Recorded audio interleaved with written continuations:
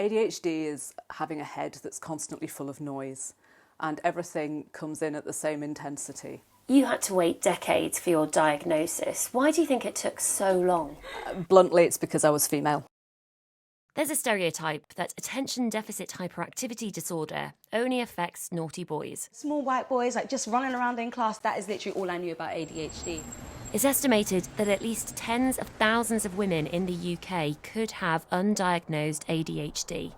You know there's something, but you don't know what it is.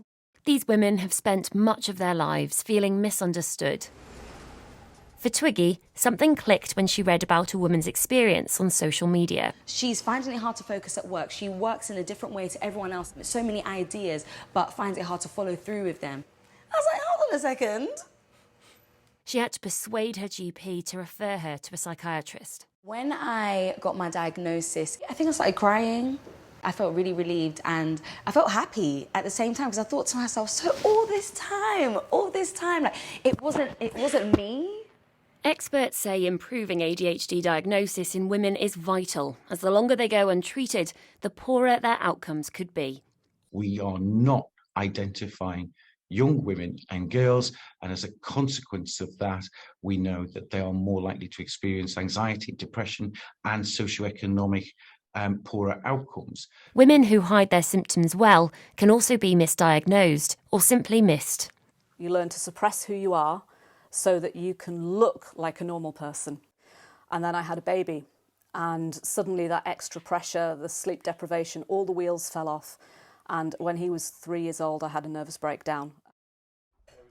Hester and her husband have both been diagnosed with ADHD, but they say while his journey took months, hers took years of doctors not listening. He was taken seriously, he wasn't doubted. At no point did anyone say, oh, could you just be anxious? This sounds like anxiety or depression to me. Here, have some tablets.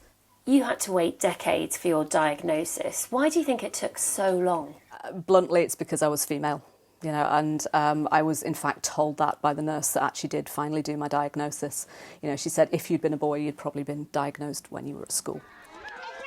Research has found girls tend to be missed because their symptoms are more subtle, less hyperactive, more inattentive.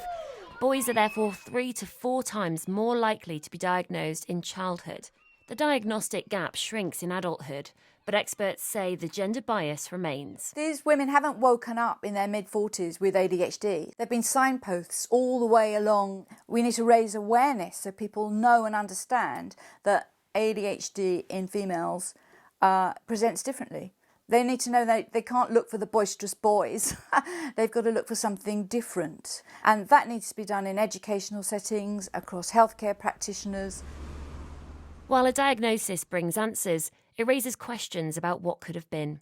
Sheila's life was full of chaos before she found out she had ADHD at 63. I get myself into situations that I shouldn't be in, like I've had about 6 car crashes because I'm Superwoman behind the wheel. She's battled depression and suicidal thoughts. Her impulsive behaviour meant she struggled to work or take care of her children. I bend over backwards for my kids, but I wouldn't have done then. It was all about me. They've turned out amazingly well, but I'm sad that they've done it in spite of me and not because of me. All the women we've spoken to say their diagnosis has improved their lives. For some, medication and therapy has helped. For others, all they finally needed were answers. ADHD is very much still there. It's me. It's a part of who I am. But now I'm able to manage it more. Things that I used to berate myself for and hate myself for, I now kind of laugh when it happens. Before, I was like a volcano. Now I'm more like a mountain, gentler, quieter, smoother. And I didn't like me then, but I'm quite fond of me now.